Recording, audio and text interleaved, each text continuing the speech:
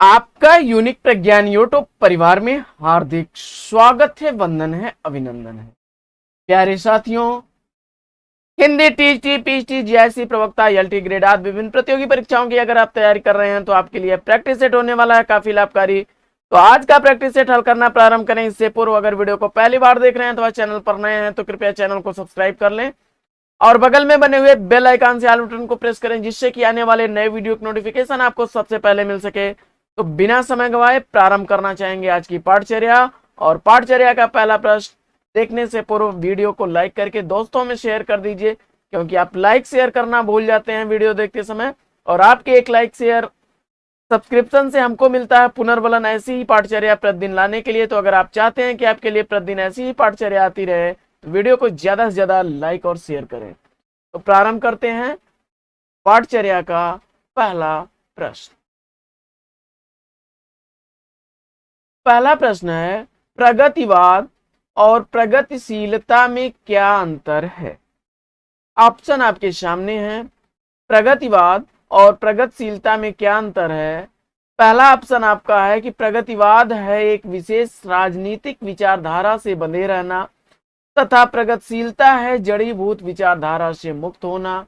दूसरा विकल्प है कि प्रगतिवादी मार्क्सवादी एवं प्रगतिशील होता है फ्रायडवादी, और प्रगतिवादी मार्क्सवादी होता है, प्रगतिशील फ्रायडवादी होता है।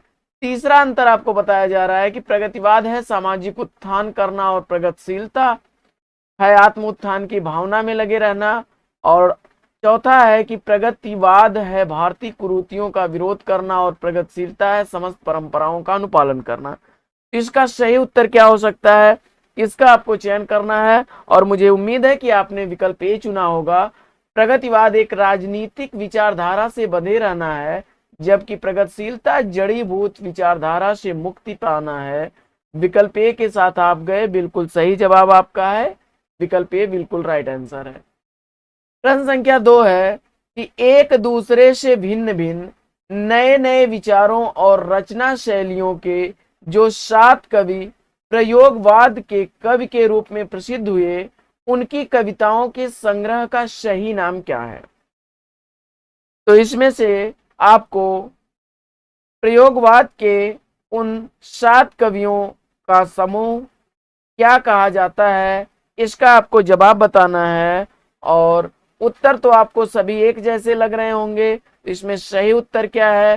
तो जैसा कि आप जानते हैं, जो तार सप्तक है यह प्रथम तार सप्तक है, लेकिन इसे तार सप्तक के नाम से जाना जाता है। तो प्रथम तार सप्तक, पहला तार सप्तक और इस तार सप्तक में अशुद्ध वर्तनी है।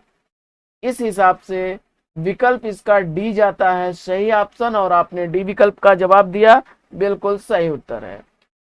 अगला प्रश्न है कि हिंदी उपन्यासों की संरचना के मूल आधार रहे हैं। हिंदी उपन्यासों की संरचना के मूल आधार क्या रहे हैं, इसका आपको उत्तर बताना है। और हिंदी उपन्यासों की जो संरचना है उसका मूल आधार अंग्रेजी उपन्यास हैं। डी विकल्प इसका राइट आंसर है। अगला प्रश्न है कि हिंदी कहानी की रचना विधान, हिंदी कहानी का रचना विधान नामक कृति के प्रणेता कौन है? तो हिंदी कहानी का रचना विधान नामक कृति लिखने वाले हैं जगन्नाथ प्रसाद शर्मा जी। विकल्प सी इसका सही उत्तर है। अगला प्रश्न है कि मूलतः रंगमंची प्रयोगों की दृष्टि में रखकर लिखा गया इसमें सर्वश्रेष्ठ हिंदी नाटक कौन सा है? तो मूलतः रंगमंची प्रयोग की दृष्टि से रखकर लिखा गया इसमें से सर्वश्रेष्ठ नाटक जो है वह लहरों के राजहंस है। विकल्प डी इसका राइट आंसर है। अगला प्रश्न है कि हिंदी का पहला प्रतीक धर्मी नाटक कौन सा है? हिंदी का पहला प्रतीक धर्मी नाटक कौन सा है इसमें, इसका आपको जवाब बताना है। और अगर उत्तर में आपने कामना को सेलेक्ट किया है तो बिल्कुल राइट आंसर है। अगला प्रश्न, निबंध गद्य की कसौटी है या कथन किसका है? निबंध गद्य की कसौटी है, यह कथन है आचार्य रामचंद्र शुक्ल जी का। बी विकल्प इसका राइट आंसर है। अगला प्रश्न, अगला प्रश्न है कि कविता में रहस्य दर्शन से परिपूर्ण अत्यंत भावुकता भरी रचनाएं करने वाला जो रचनाकार अपने रेखा चित्रों में अत्यंत स्पष्ट और यथार्थ चित्रणकर्ता के रूप में प्रकाशित हुआ, उसका नाम क्या है? तो इसका जवाब हो जाएगा विकल्प बी, महादेवी वर्मा। कविता में रहस्य दर्शन से परिपूर्ण अत्यंत भावुकता भरी रचनाएं करने वाले जो रचनाकार हैं वो अपने रेखा चित्रों में अत्यंत स्पष्ट और यथार्थ चित्रणकर्ता के रूप में प्रकाशित हुई, तो उत्तर हो जाएगा महादेवी वर्मा। अगला प्रश्न, अगला प्रश्न है कि पाश्चात्य भारतीय एवं पाश्चात्य समीक्षा दृष्टि से समृद्ध हिंदी के सर्वश्रेष्ठ समीक्षक कौन है? और इसका उत्तर आपने चुन लिया आचार्य रामचंद्र शुक्ल जी को, तो बिल्कुल राइट आंसर है, डी विकल्प इसका सही उत्तर है। अगला प्रश्न, अगला प्रश्न है कि रस मीमांसा नामक शास्त्रीय समीक्षा दृष्टि से समृद्ध हिंदी के सर्वश्रेष्ठ समीक्षक कौन है? तो रस मीमांसा के जो समीक्षक हैं वे आचार्य रामचंद्र शुक्ल हैं, विकल्प डी इसका राइट आंसर है। अगला प्रश्न, अगला प्रश्न है कि निम्नलिखित में से उस समालोचक का नाम बतलाएं जो समालोचक के साथ साथ जनवादी कवि भी हैं। निम्नलिखित में उस समालोचक का नाम बतलाएं जो समालोचक के साथ साथ जनवादी कवि भी हैं, और इसका उत्तर अगर आपने सेलेक्ट कर लिया है डॉक्टर रामविलास शर्मा, तो सी विकल्प इसका सही उत्तर है।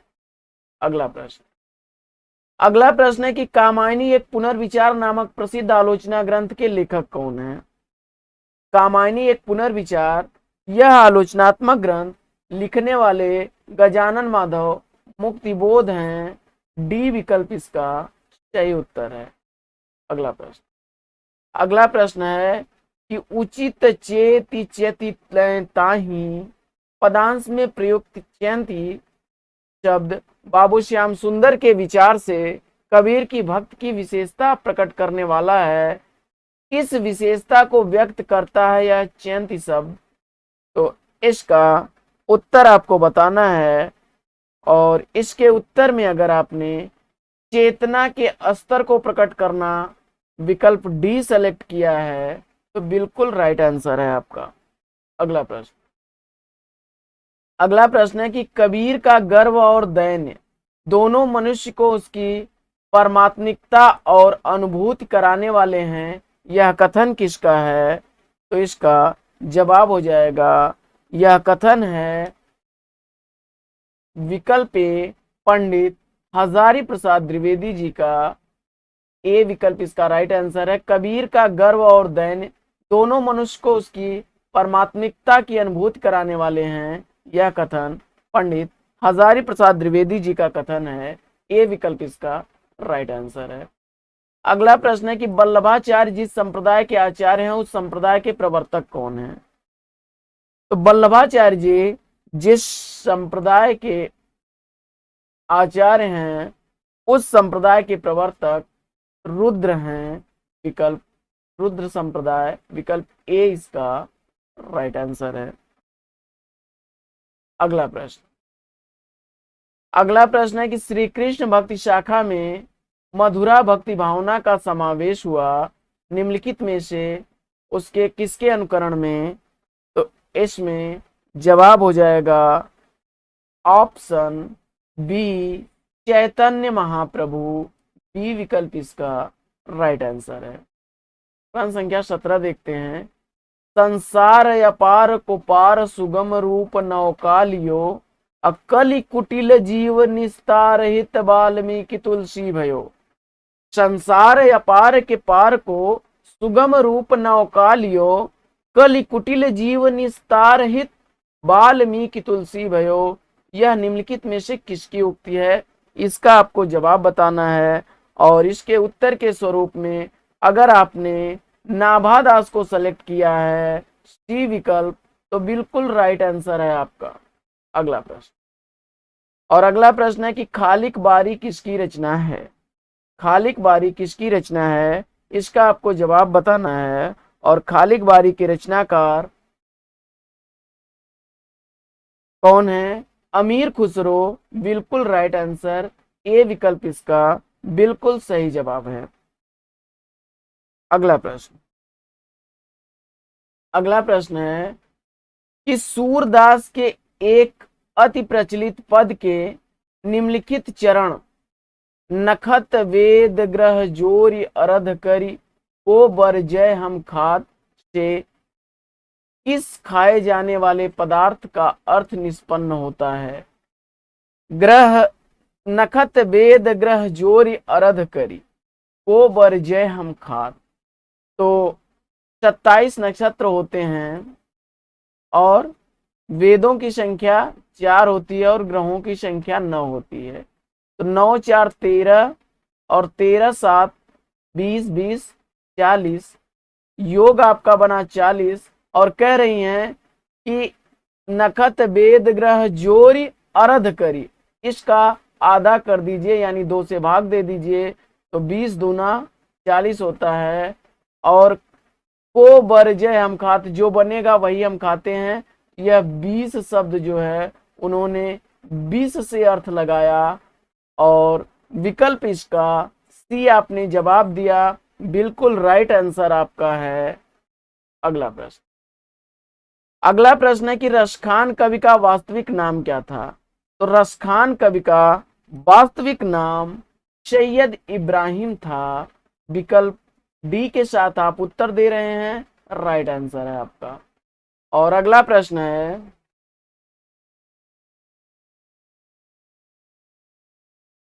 अगला प्रश्न है कि अष्टछाप की सर्वप्रथम प्रतिष्ठा किसने की। तो अष्टछाप की स्थापना करने वाले आचार्य हैं विठलनाथ। विठलनाथ ने 4 अपने और 4 वल्लभाचार्य जी के शिष्यों को लेकर के स्थापना की थी अष्टछाप की। ए विकल्प आपने जवाब में दिया, बिल्कुल सही उत्तर आपका है।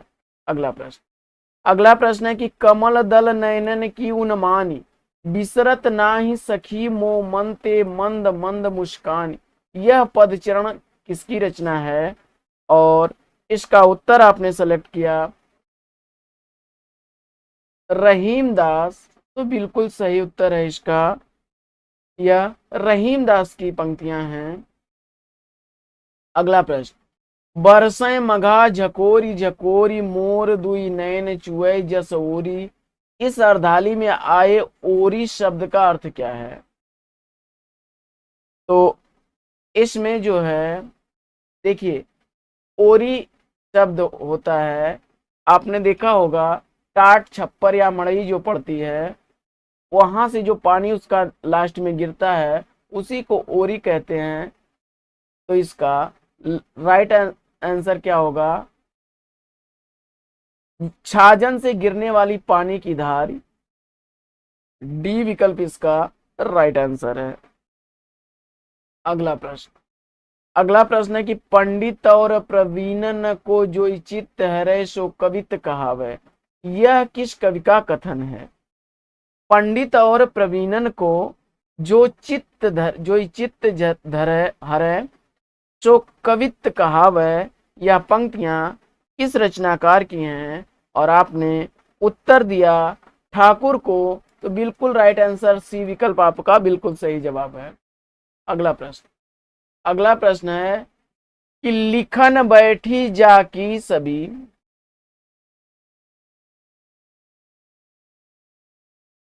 अगला प्रश्न है कि लिखन बैठ जाकी सभी गही गही गर्भ गरूर, अब भये न केते जगत के चतुर चितेरे क्रूर। उपयुक्त तो दोहे के संदर्भ में बतलाएं कि निम्नलिखित में से किस कारण से चित्रकार नायिका की छवि पोर्ट्रेट को चित्रित करने में सफल नहीं हो पाता। तो इसका सही जवाब आपको बताना है। और इसका सही उत्तर क्या होगा कि जब चित्रकार चित्र बनाना शुरू करता है और चित्र बना करके उस चित्र को मिलाता है तो तब तक क्या होता है कि उस नायिका का जो स्वरूप होता है वही बदल जाता है। तो बी विकल्प के साथ आप गए हैं, बिल्कुल राइट आंसर है कि चित्र बनाकर जब मिलाता है तब तक नए रूप में बदल गया वह चित्र, उसका जो सौंदर्य है वह बहुत तेजी से परिवर्तित हो रहा है। वह संधि का जो मनोव्यथा का वर्णन है वह इस पंक्तियों में दर्शाने का प्रयास किया गया है। तो बी विकल्प इसका राइट आंसर। अगला प्रश्न है कि छायावाद पर विचार करते हुए हिंदी के कई प्रतिष्ठित आलोचक निर्देश देते हैं कि हिंदी में छायावाद बांग्ला साहित्य का अनुकरण पर आया है। यह कथन जो है, यह कथन इस संदर्भ में कौन सा विकल्प सही होगा यह आपको बताना है। तो ध्यान से इसका उत्तर आप लोग पढ़िए।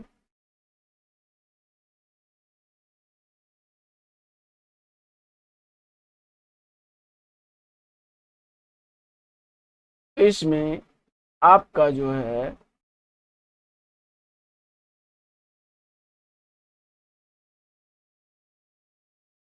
सही विकल्प बनेगा ऑप्शन डी। बांग्ला साहित्य में छायावाद युग नाम का कोई युग हुआ ही नहीं। अपनी आधारहीन कल्पना पर ही हिंदी आलोचक ऐसा मत प्रचारित करते हैं। डी विकल्प इसका राइट आंसर है। अगला प्रश्न है कि पुरातनता का यह निर्मोक चहन कर तीन प्रकृति पलेक, यहाँ निर्मोक से अभिप्राय क्या है। तो यहाँ पर निर्मोक शब्द का अर्थ होगा सांप के शरीर पर लिपटी हुई केंचुली। विकल्प ए इसका राइट आंसर है। अगला प्रश्न है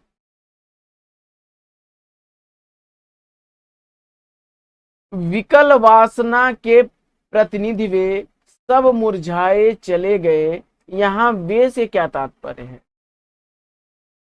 विकल वासना के प्रतिनिधि वे सब मुरझाए चले गए, यहाँ पर वे शब्द का अभिप्राय आपको बताना है। तो इसका जवाब हो जाएगा स्त्रियों के कोणित कंकण से केसर कुंकित वक्षस्थलों के पीछे दीवाने बने मनुष्यगण। विकल्प डी इसका राइट आंसर है।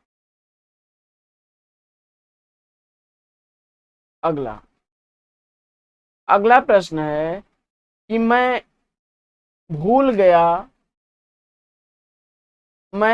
गया अस्तित्व ज्ञान, जीवन का यह शाश्वत प्रमाण, करता मुझको अमृतत्व दान। उपयुक्त पद में अस्तित्व ज्ञान भूल चुके को अमृतत्व देने की बात की गई है। ऐसा संभव होने का आधार क्या है, इसका आपको जवाब बताना है। और इसका उत्तर अगर आपने सेलेक्ट किया है विकल्प सी, अस्तित्व ज्ञान भुलाकर अस्तित्वहीनता की दशा में पहुंचा हुआ व्यक्ति शाश्वत को ग्रहण कर सकता है, इसमें विकल्प सी जो है वह सही उत्तर होगा। अगला प्रश्न है कि लख महाभाव मंगल पद तल, धसरहा गर्व मानव के मन का असुर मंद हो रहा खर्च। इस काव्य पंक्तियों में प्रस्तुत विधान किया गया है, उसका आधार क्या है। तो जवाब हो जाएगा इसमें जो है मन के आसुरी भावों के मिटने के क्रम की दृश्यावली दिखाई गई है। अगर विकल्प ए इसका राइट आंसर है। अगला प्रश्न है कि अतिरेकवादी पूर्णतया की सृष्टि करना कब रहा आसान, मुक्तिबोध द्वारा किया गया यह कथन किस विशेष मन स्थिति का द्योतक है। और उत्तर में आपने इसका सेलेक्ट किया है भूखों के दुराग्रह से उत्पन्न असह्य स्थिति को। तो बिल्कुल राइट आंसर के साथ आप हैं, बी विकल्प इसका सही उत्तर है। अगला प्रश्न है कि निज के ही उन्मादक परिमल के पीछे धावित होकर वक्तव्य का तात्पर्य क्या है। तो इसमें जो है निज के ही उन्मादक परिमल के पीछे धावित होकर का अर्थ होगा अपनी ही अंतःशक्ति को न समझ पाने से व्यर्थ भटकना। विकल्प डी इसका राइट आंसर। अगला प्रश्न है कि कामायनी की रचना के बाद उस धारा का कोई और श्रेष्ठ महाकाव्य फिर क्यों नहीं रचा गया, क्योंकि।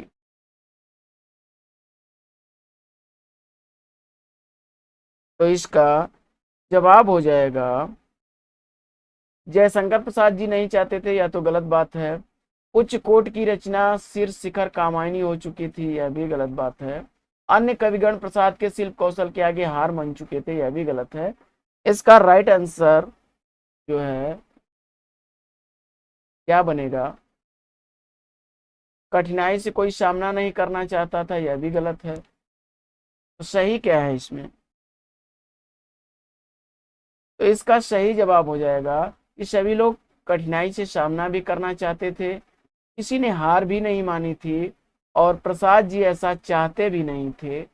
बस इसका कारण यही था कि उस कोट की जो रचना है वह शीर्ष शिखर पर कामायनी पहुंच चुकी थी बस, और उस कोट की रचना जो है शीर्ष शिखर पर कामायनी हो चुकी थी और यही कारण था कि दूसरा ग्रंथ नहीं रचा गया छायावाद में। तो आप विकल्प अगर बी के साथ हैं तो बिल्कुल राइट आंसर के साथ हैं, इसका बी विकल्प ही सही जवाब है।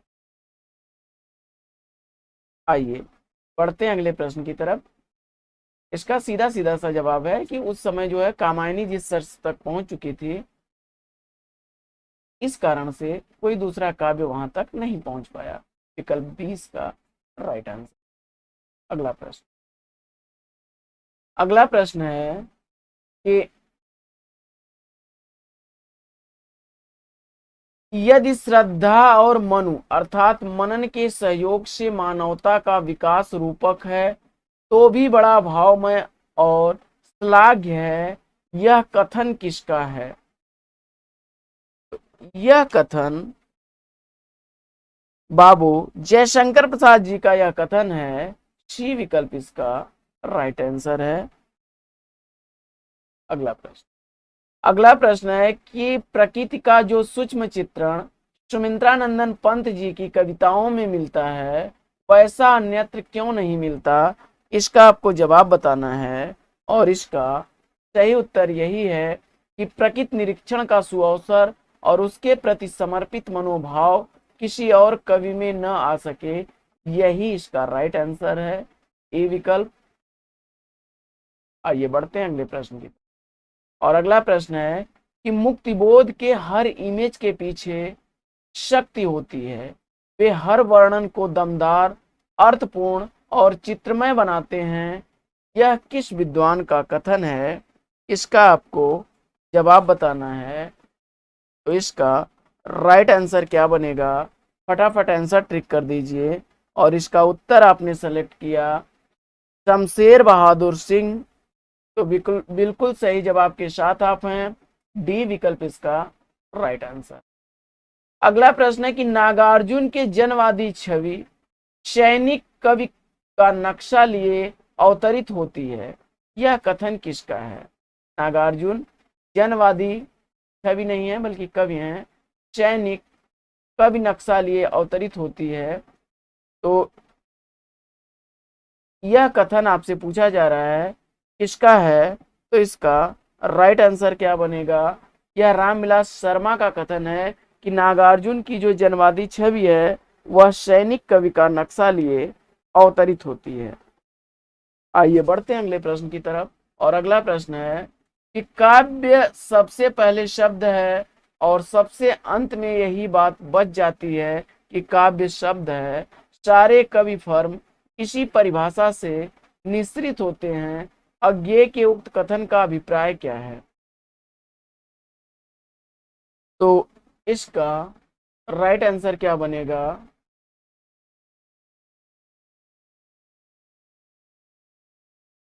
इसका सही जवाब बनेगा कि शब्द की सम्यक योजना द्वारा अभिप्रेत को अभिव्यक्त करने का कौशल प्राप्त कर लेने पर कवि मर्म सफल हो जाता है। विकल्प डी इसका राइट आंसर है। अगला प्रश्न। अगला प्रश्न है कि छायावाद को समग्र रूप से समझने समझाने वाले प्रारंभिक श्रेष्ठ समीक्षक कौन है? और आपने उत्तर में सेलेक्ट क्या किया? नंद दुलारे वाजपेयी जी को। तो बिल्कुल सही जवाब आपने सेलेक्ट किया है। सी विकल्प इसका राइट आंसर। अगला प्रश्न है कि दुख की पिछली रजनी बीच विकसता सुख का नवल प्रकाश किस काव्यकृति का प्रबोध वाक्य है? तो जवाब हो जाएगा यह प्रबोध वाक्य जयशंकर प्रसाद द्वारा लिखी गई कामायनी से अवतरित है।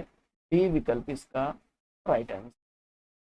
और अगला प्रश्न है कि लोक मंगल की भावना का सर्वश्रेष्ठ कवि इसमें से कौन है?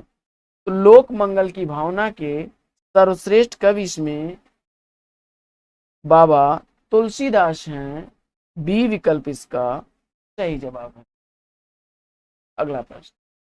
अगला प्रश्न है कि बाल वर्णन संबंधी कविताएं आधुनिक काल में भी खूब रची गई। मध्यकाल में यह कवियों का रुचिकर क्षेत्र रहा है। समग्र रूप से समस्त हिंदी कविता में बाल वर्णन का सर्वश्रेष्ठ कवि कौन है? और आपने उत्तर में सेलेक्ट किया सूरदास जी को। तो वात्सल्य का सम्राट कहा जाता है, वात्सल्य का सम्राट इन्हें कहा जाता है। सी विकल्प इनका बिल्कुल राइट आंसर है। अगला प्रश्न है कि भारतीय नाट्यशास्त्र की दृष्टि से, भारतीय नाट्यशास्त्र की दृष्टि से नाटक का उद्देश्य क्या होगा? तो भारतीय नाट्यशास्त्र की दृष्टि से नाटक का उद्देश्य होता है रसास्वादन करना। विकल्प डी इसका सही उत्तर। अगला प्रश्न है कि चंद्रावली नाटिका के रचयिता कौन है? तो चंद्रावली नाटिका के रचनाकार बताना है आपको। और उत्तर में आपने भारतेंदु हरिश्चंद्र सेलेक्ट किया। तो बिल्कुल राइट आंसर है। सी विकल्प इसका सही उत्तर है। अगला प्रश्न है कि प्रसाद के नाटकों के प्रथम श्रेष्ठ समीक्षक कौन है? तो जयशंकर प्रसाद के नाटकों के प्रथम श्रेष्ठ समीक्षक आपके हैं विकल्प इसका नंद दुलारे वाजपेयी आपने सेलेक्ट किया। तो सही जवाब है नंद दुलारे वाजपेयी जी, ए विकल्प। अगला प्रश्न है अपने कुकर्मों का फल चखने में कड़वा परंतु परिणाम में मधुर होता है, यह कथन किसका है?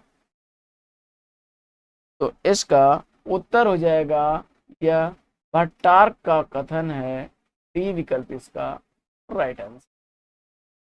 अगला प्रश्न है कि मेरी समझ से तो मेरे शरीर की धातु मिट्टी है जो किसी के लोभ की सामग्री नहीं, और वास्तव में उसी के लिए सब धातु अस्त्र बनकर चलते हैं, लड़ते हैं, टूटते हैं, फिर मिट्टी होते हैं। यह हिंदी के किस नाटक में आया हुआ संवाद है? तो जवाब हो जाएगा इसका यह जयशंकर प्रसाद द्वारा लिखे गए स्कंद गुप्त नाटक का कथन है। डी विकल्प इसका राइट आंसर है। अगला प्रश्न है कि भारत दुर्दशा नाटक की रचना करने के पीछे भारतेंदु जी का उद्देश्य क्या था? तो भारत दुर्दशा नाटक की रचना करने के पीछे भारतेंदु जी का मुख्य उद्देश्य था भारतीय नागरिकों को अन्याय के विरुद्ध खड़े होने के लिए प्रोत्साहित करना। सी विकल्प इसका राइट आंसर। अगला प्रश्न है कि अन्य हिंदी नाटककारों की अपेक्षा भारतेंदु हरिश्चंद्र की विशेषता क्या थी? तो उनकी विशिष्टता थी रचना, मंचन, निर्देशन, अभिनय, विज्ञापन और मूल्यांकन से जुड़ा होना। बी विकल्प इसका सही जवाब है। अगला प्रश्न है, एक जमाने में नाटकों के असंभव समझे जाने वाले दृश्यों को आज भी वैज्ञानिक तकनीक से मंचों पर प्रस्तुत करना सुगम हो चुका है, फिर भी प्रसाद के नाटकों में विशेषतः उनके स्कंदगुप्त नाटक को मंचाभिनय अभी भी लोकप्रिय नहीं हो पाया। इसका कारण क्या है? तो इसका एक ही कारण है कि नाटक देखने वाली जनता जो है वह प्रसाद के नाटकीय संवादों की भाषा के स्तर तक नहीं पहुंच पाई, यानी उनका जो भाषाई स्तर था वह क्लिष्ट था। सी विकल्प इसका राइट आंसर है। अगला प्रश्न है कि आचार्य रामचंद्र शुक्ल हिंदी निबंध की किस विशेष धारा के श्रेष्ठ निबंधकार हैं? तो जवाब हो जाएगा आचार्य शुक्ल जी वस्तु व्यंजक निबंधों के लिए श्रेष्ठ निबंधकार हैं। विकल्प डी इसका राइट आंसर है। अगला प्रश्न है कि हिंदी गद्य में जब प्रगतिशीलता से प्रेरित रचनाएं हो रही थीं, तब कविता में छायावाद अपने शिखर पर था। उस विशेष काल की एक उत्कृष्ट काव्यकृति कौन सी है? इसका आपको जवाब बताना है और इसका उत्तर आपने सेलेक्ट किया पल्लव। तो बिल्कुल राइट आंसर है आपका विकल्प ए। अगला प्रश्न है कि गोदान उपन्यास में शिक्षक पात्र कौन है? गोदान उपन्यास में शिक्षक पात्र कौन है? इसका आपको जवाब बताना है और प्रोफेसर मेहता। विकल्प डी इसका राइट आंसर है। आइए बढ़ते हैं अगले प्रश्न की तरफ। और अगला प्रश्न है कि गोदान उपन्यास की कथा वस्तु की कसावट में कमी आई है। तो इसमें जो है शहरी और ग्रामीण पृष्ठभूमि के दो विस्तृत और लगभग विरोधी वातावरणों को समेट लेने से विकल्प बी इसका राइट आंसर। अगला प्रश्न है कि आवेग एक वस्तु दूसरी जीवन की सफलता के लिए किसी समय आवेग का दमन आवश्यक हो जाता है। यह निम्नलिखित में से किस विशेष रचना का अंश है? तो इसका जवाब हो जाएगा ऑप्शन सी दिव्या। अगला प्रश्न है कि यशपाल अपने उपन्यासों में बरबस ही अपनी एक विशेष विचारधारा को ठूंस देते हैं। यह विशेष विचारधारा क्या है? तो इसका जवाब हो जाएगा मार्क्स लेनिन का साम्यवाद।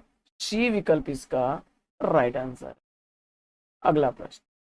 अगला प्रश्न है कि मैला आंचल की भाषा परिनिष्ठित हिंदी के व्याकरण की कसौटी पर जगह जगह खरी नहीं उतरती, फिर भी अपने जमाने में यह अत्यंत लोकप्रिय रचना सिद्ध हुई है। इसका कारण क्या है?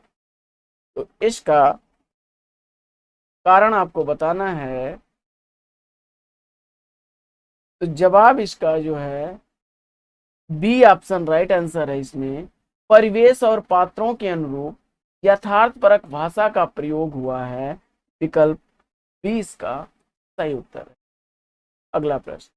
अगला प्रश्न है कि बामन ने दो आजाद देशों की हिंदुस्तान और पाकिस्तान की ईमानदारी को इंसानियत को बस दो डग में नाप लिया। यह कथन किसका है? तो जवाब हो जाएगा फणीश्वर नाथ रेणु का। विकल्प सी इसका राइट आंसर है। अगला प्रश्न कितने ही सिद्धांत जो एक जमाने में सत्य समझे जाते थे आज असत्य सिद्ध हो गए, पर कथाएं आज भी उतनी ही सत्य हैं क्योंकि उनका संबंध मनोभावों से है। यह निम्नलिखित में से किसका कथन है, आपको जवाब बताना है। तो इसका सही जवाब हो जाएगा, यह मुंशी प्रेमचंद्र का कथन है। ए विकल्प इसका राइट आंसर। अगला प्रश्न है कि लड़कपन था तब मैं उसके कच्छ था, हम में कोई भेद न था, यह पद पाकर मैं अब केवल उसकी दया के योग्य हूँ। वह मुझे अपना जोड़ नहीं समझता, वह बड़ा हो गया है, मैं छोटा हो गया हूँ। यह निम्नलिखित में से किस कहानी का अंश है? तो जवाब हो जाएगा, यह गुल्ली डंडा कहानी का अंश है।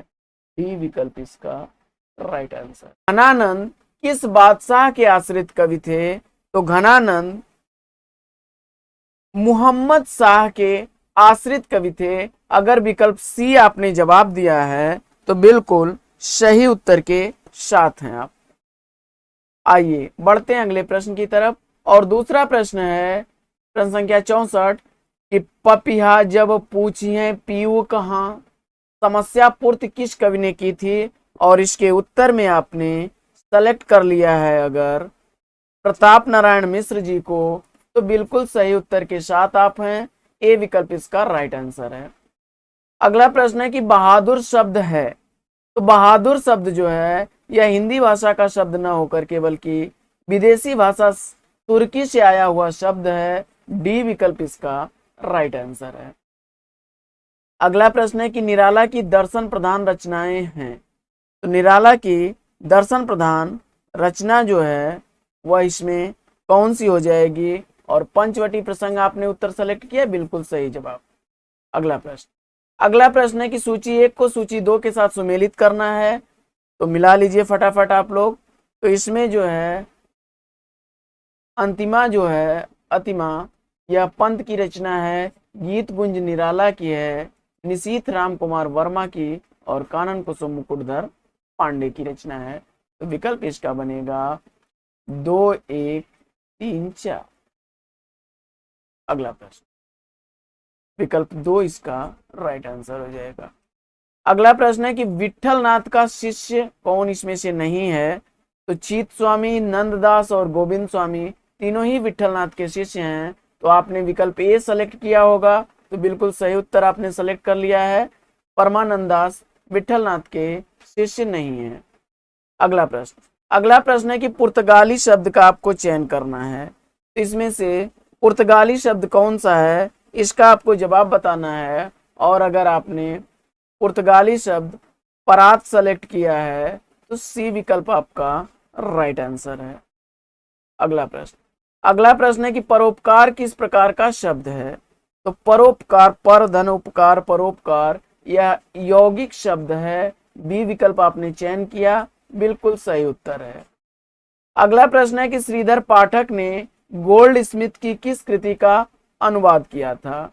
तो श्रीधर पाठक ने जो अनुवाद किया था वह गोल्ड स्मिथ की कृति हरमिट, द ट्रेवलर और डेजर्टेज विलेज तीनों ही रचनाओं का किया है। तो विकल्प इसका डी राइट आंसर है। अगला प्रश्न है कि स्वदेशी कुंडल में देशभक्तिपूर्ण कुंडलियां संकलित हैं, यह रचना किसकी है? इसका आपको जवाब बताना है। तो इसका आपने उत्तर राय देवी प्रसाद पूर्ण को सेलेक्ट किया है, तो सी विकल्प आपके द्वारा दिया गया सही जवाब है। अगला प्रश्न है कि गौशाला में कौन सा समास है? गौशाला में आपको समास बताना है और आपने गौ के लिए शाला संप्रदान तत्पुरुष सेलेक्ट किया। डी विकल्प बिल्कुल सही जवाब है आपका। अगला प्रश्न है कि जयशंकर प्रसाद की किस कृति को पहले ब्रज भाषा में बाद में खड़ी बोली में रूपांतरित कर दिया गया? तो इसका जवाब आपने प्रेम पथिक सेलेक्ट किया, तो सही जवाब के साथ आप हैं। ए विकल्प इसका राइट आंसर है। अगला प्रश्न है कि कामायनी को छायावाद का उपनिषद किसने कहा है? कामायनी को छायावाद का उपनिषद किसने कहा है? कामायनी को छायावाद का उपनिषद कहने वाले हैं शांति प्रिय द्विवेदी जी। डी विकल्प इसका राइट आंसर है। अगला प्रश्न है कि बिना पलक या निमिख गिराए के लिए एक वाक्य क्या बनेगा? बिना पलक या निमिख गिराए के लिए एक शब्द आपको सेलेक्ट करना है और आपने उत्तर में सेलेक्ट कर लिया एक टक, तो बिल्कुल सही है, बिल्कुल सही जवाब ए विकल्प इसका राइट आंसर है। अगला प्रश्न है कि मुहावरा का एक अन्य नाम क्या है? मुहावरा का एक अन्य नाम क्या होगा, यह आपको बताना है। और अगर मुहावरा का आपने एक अन्य नाम वाग्धारा सेलेक्ट किया है, ए विकल्प आपका सही उत्तर है। अगला प्रश्न है कि बीन भी हूं मैं रागिनी भी पंक्ति ली गई है, किससे ली गई है? तो बीन भी हूं मैं रागिनी भी, यह पंक्तियां अवतरित हैं महादेवी वर्मा की कृति नीरजा से। सी विकल्प इसका सही उत्तर है। अगला प्रश्न है कि प्राची दिग्गज डर कर पुलक रवि रेखा, यह पंक्तियां किस रचना से अवतरित हैं? इसका आपको जवाब बताना है और आपने उत्तर में सेलेक्ट किया तुलसीदास, तो बिल्कुल सही जवाब है आपका बी विकल्प इसका राइट आंसर है। अगला प्रश्न है कि एकलव्य रचना है, एकलव्य कृति के रचनाकार कौन है? तो जवाब हो जाएगा एकलव्य एक प्रबंध काव्य है, ए विकल्प इसका सही उत्तर है। अगला प्रश्न है कि पंत की कौन सी रचना प्रगतिवादी रचना है? सुमित्रा नंदन पंत द्वारा लिखी गई इसमें से कौन सी रचना प्रगतिवादी रचना है? इसका आपको उत्तर बताना है। तो इसका सही उत्तर क्या बनेगा? तो इसका राइट आंसर बन जाएगा युगवाणी, ए विकल्प इसका सही जवाब है। अगला प्रश्न है कि देश प्रेम वह पुण्य क्षेत्र है अमल यसीम त्याग से विलसित, यह पंक्तियां किस रचनाकार की हैं? इसका आपको जवाब बताना है और इसका उत्तर आपने राम नरेश त्रिपाठी को सेलेक्ट किया, तो बी विकल्प इसका राइट आंसर है। अगला प्रश्न है कि खड़ी बोली के प्रथम महाकवि कौन है? खड़ी बोली के प्रथम महाकवि कौन है? इसका आपको जवाब बताना है। तो खड़ी बोली का प्रथम कवि इसमें हरिऔध हैं, विकल्प डी इसका राइट आंसर है। इनके द्वारा प्रिय प्रवास लिखा गया प्रथम महाकाव्य है, डी विकल्प इसका राइट आंसर है। देखिए खड़ी बोली के आरंभकर्ता अमीर खुसरो हैं, लेकिन महाकवि की अगर बात की जाए वह हरिऔध ट्रिक होगा, विकल्प डी इसका राइट आंसर है। अगला प्रश्न है कि बादल राग कविता कितने खंडों में विभक्त है? बादल राग कविता कितने खंडों में विभक्त है? तो बादल राग कविता 6 खंडों में विभक्त रचना है, सी विकल्प इसका सही उत्तर है। अगला प्रश्न है कि जो केवल एक आंख वाला है उसके लिए एक शब्द क्या बनेगा? तो जो केवल एक आंख वाला है उसके लिए एक शब्द बनेगा एकाक्षी, विकल्प सी इसका राइट आंसर है। अगला प्रश्न है कि जिस स्त्री का पति परदेश हो, जिस स्त्री का पति परदेश हो उसके लिए एक शब्द क्या होगा? तो इसका जवाब हो जाएगा पोषित पति का, बी विकल्प इसका राइट आंसर है। डी विकल्प इसका सही उत्तर हो जाएगा। अगला प्रश्न है कि विद्यापति की किस रचना में शिव सिंह का वर्णन है? तो विद्यापति द्वारा लिखी गई रचना हो जाएगी कीर्ति पताका, डी विकल्प इसका सही उत्तर है। अगला प्रश्न है कि छायावाद को स्थूल के प्रति सूक्ष्म का विद्रोह किस आलोचक ने कहा है? छायावाद को स्थूल के प्रति सूक्ष्म का विद्रोह किस आलोचक ने कहा है? तो इसका जवाब हो जाएगा डॉक्टर नगेंद्र। विकल्प ए इसका राइट आंसर है। अगला प्रश्न, अगला प्रश्न है कि किस कवि के बचपन का नाम झारखंडी था? किस कवि के बचपन का नाम झारखंडी था? और उत्तर इसका हो जाएगा विकल्प बी जयशंकर प्रसाद। बी विकल्प इसका बिल्कुल सही जवाब है। अगला प्रश्न, अगला प्रश्न है कि वियोगी होगा पहला कवि आह से उपजा होगा गान, उमड़ करे आंखों से चुपचाप बही होगी कोई कविता अनजान। इन पंक्तियों के रचनाकार कौन है? तो यह वियोगी हरि की पंक्तियां हैं। विकल्प क्षमा करें, सुमित्रानंदन पंत की पंक्तियां हैं। वियोगी होगा पहला कवि आह से उपजा होगा गान, सुमित्रानंदन पंत की पंक्तियां हैं। बी विकल्प इसका राइट आंसर है। अगला प्रश्न, अगला प्रश्न है कि राम प्रसाद निरंजनी की रचना इसमें से कौन सी है? तो राम प्रसाद निरंजनी द्वारा लिखी गई इसमें रचना बड़ी ही चर्चित रचना है, भाषा योग वशिष्ठ, अक्सर पूछी जाती है। तो डी विकल्प इसका राइट आंसर है। अगला प्रश्न है कि रानी केतकी की कहानी की भाषा क्या है? रानी केतकी की कहानी किस भाषा में लिखी गई रचना है? तो यह खड़ी बोली की रचना है। ए विकल्प इसका राइट आंसर।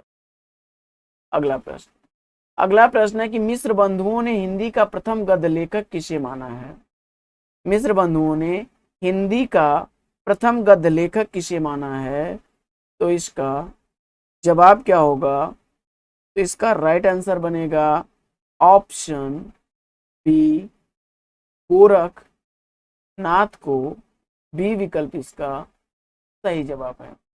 अगला प्रश्न, अगला प्रश्न है कि लल्लू लाल जो फोर्ट विलियम कॉलेज में भाषा मुंशी थे कहाँ के रहने वाले थे?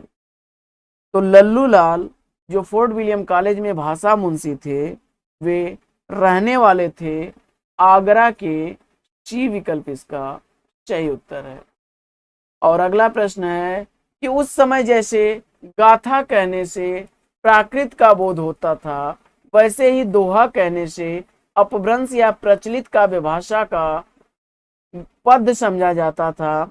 उपर्युक्त कथन किस आलोचक का है? तो इसका राइट आंसर बनेगा आचार्य रामचंद्र शुक्ल। विकल्प सी इसका सही उत्तर है। सी विकल्प इसका राइट आंसर हो जाएगा। अगला प्रश्न, अगला प्रश्न है कि सुकवि उपाधि किस कवि को दी गई थी? सुकवि की उपाधि किस कवि को दी गई थी? तो जवाब हो जाएगा अंबिका दत्त व्यास। विकल्प ए इसका सही उत्तर। और अगला प्रश्न है कि साहित्यकारों एवं पत्रकारों ने हरिश्चंद्र को भारतेंद्र की उपाधि से कब सम्मानित किया? तो इसका उत्तर हो जाएगा 1880 ईस्वी। विकल्प डी इसका सही उत्तर है। अगला प्रश्न, अगला प्रश्न है कि द्विवेदी युग की प्रमुख काव्य भाषा क्या थी? तो द्विवेदी युग की प्रमुख काव्य भाषा थी खड़ी बोली। विकल्प डी इसका सही उत्तर है। अगला प्रश्न, अगला प्रश्न है कि छायावाद की पहली रचना इसमें से कौन सी मानी जाती है? इसमें से छायावाद की पहली रचना प्रसाद की रचना झरना मानी जाती है। डी विकल्प इसका राइट आंसर है। अगला प्रश्न, अगला प्रश्न है कि किस छायावादी कवि ने संवाद शैली का सर्वाधिक प्रयोग किया है? तो संवाद शैली का सर्वाधिक प्रयोग करने वाले रचनाकार हैं सूर्यकांत त्रिपाठी, निराला जी। तो डी विकल्प आपने चयन किया, बिल्कुल राइट आंसर है आपका। अगला प्रश्न, अगला प्रश्न है कि गारसा दत्तासी ने रासो शब्द की उत्पत्ति किस शब्द से मानी है? तो गारसा दत्तासी के अनुसार रासो शब्द की जो उत्पत्ति है वह मानी गई है रसायन से। विकल्प ए इसका राइट आंसर। अगला प्रश्न है कि मोहिका हंसेश कि कोहरही इस पंक्ति के कवि कौन हैं? तो यह पंक्तियां जो हैं लिखी गई हैं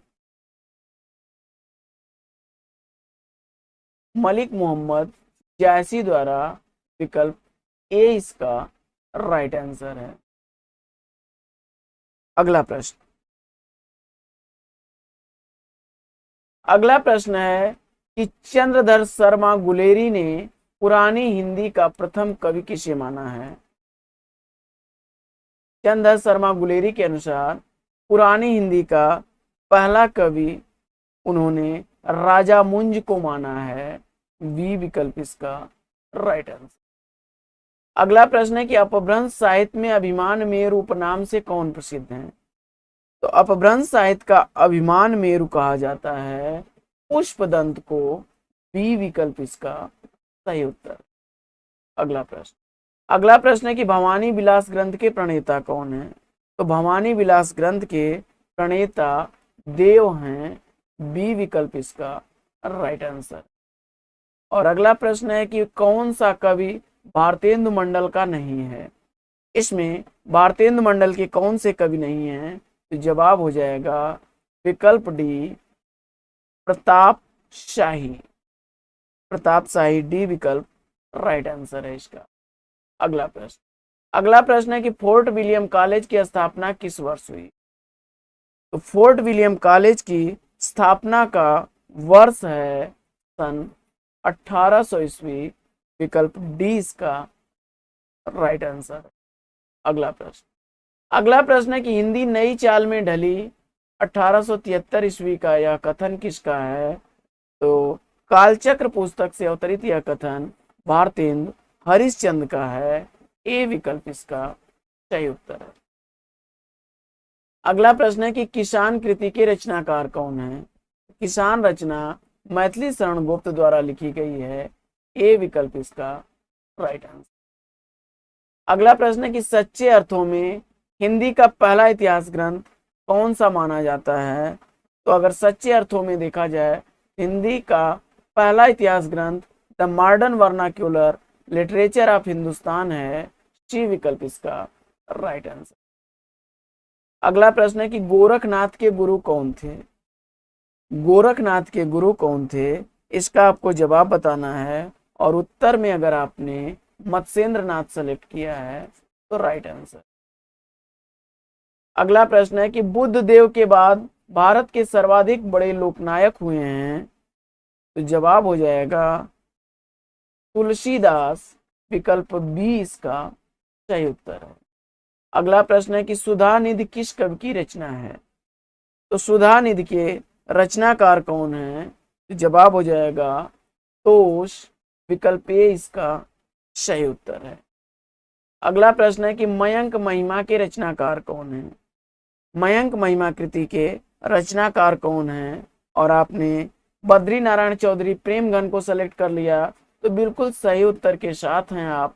बी विकल्प इसका राइट आंसर है। अगला प्रश्न है कि महावीर प्रसाद द्विवेदी ने सरस्वती के संपादन का उत्तराधिकार अपने पश्चात किसे सौंपा था? तो इसका जवाब हो जाएगा ऑप्शन विकल्प गया प्रसाद शुक्ल स्नेही। विकल्प क्षमा करें पंडित देवीदत्त शुक्ल जी को दिया था। डी विकल्प इसका राइट आंसर है। सरस्वती पत्रिका का संपादन महावीर प्रसाद द्विवेदी ने अपने बाद पंडित देवीदत्त शुक्ल जी को दिया था। डी विकल्प इसका राइट आंसर है। अगला प्रश्न है कि कौन सी रचना रसखान की नहीं है? इसमें प्रेम वाटिका, सुजान रसखान और दान लीला तीनों रचनाएं रसखान की हैं, जबकि पदावली जो है यह विद्यापति की रचना है। डी विकल्प इसका राइट आंसर। अगला प्रश्न है कि भारतेंदु ने किस उपनाम से उर्दू में कविताएं लिखी हैं? तो भारतेंदु हरिश्चंद्र ने उर्दू में कविताएं लिखने का कार्य रसा उपनाम से किया, जबकि जकी उपनाम से रत्नाकर रचनाएं करते थे। अगला प्रश्न है कि अयोध्या सिंह उपाध्याय हरिऔध को प्रिय प्रवास के लिए कौन सा पुरस्कार दिया गया? तो अयोध्या सिंह उपाध्याय हरिऔध को उनकी कृति प्रिय प्रवास के लिए मंगला प्रसाद पारितोषिक दिया गया। ए विकल्प इसका राइट आंसर। अगला प्रश्न है कि चिरगांव किस कवि का जन्म स्थान है? चिरगांव किस कवि का जन्म स्थान है? तो चिरगांव मैथिली शरण गुप्त की रचना है। विकल्प ए इसका राइट आंसर है। क्षमा करें, मैथिली शरण गुप्त जी का यह जन्म स्थान है चिरगांव। चिरगांव में पैदा हुए थे। अगला प्रश्न है कि आकाश गंगा काव्य संग्रह के रचनाकार कौन है? आकाश गंगा काव्य संग्रह लिखा गया है राम कुमार वर्मा द्वारा। डी विकल्प इसका सही उत्तर है। अगला प्रश्न है कि रबड़ छंद या केचुआ छंद किस कवि की रचनाओं को लक्ष्य करके कहा गया था? तो रबड़ छंद या केचुआ छंद कहा गया था सूर्यकांत त्रिपाठी निराला की रचनाओं को लक्ष्य करके। डी विकल्प इसका राइट आंसर। अगला प्रश्न है कि सुमित्रा नंदन पंत की रचनाएं किस पत्रिका में प्रकाशित हुई? तो सुमित्रा नंदन पंत की रचनाएं जो हैं वह प्रकाशित हुई थी रूपाभ में। डी विकल्प इसका सही उत्तर है। अगला प्रश्न है कि हिंदी साहित्य का आधा इतिहास की लेखिका कौन है? तो हिंदी साहित्य का आधा इतिहास लिखने वाली हैं सुमन राजे। बी विकल्प इसका राइट आंसर है। अगला प्रश्न है कि हिंदी का प्रथम गद्य लेखक मिश्र बंधुओं ने किसे माना है? तो हिंदी का प्रथम गद्य लेखक मिश्र बंधुओं ने गोरखनाथ को माना है। बी विकल्प इसका राइट आंसर। और अगला प्रश्न है कि तुलसीदास को कलिकाल का वाल्मीकि किसने कहा है? तो तुलसीदास को कलिकाल का वाल्मीकि कहने वाले हैं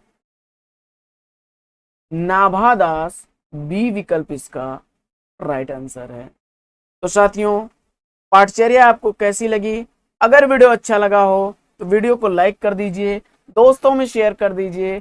ना अच्छा लगा हो तो मेरा मन रखने के लिए लाइक और शेयर कर दीजिए। और मुझे आशा ही नहीं, पूर्ण विश्वास है कि पाठचर्या से आप प्रभावित होंगे और पाठचर्या आपको अच्छी लग रही होगी।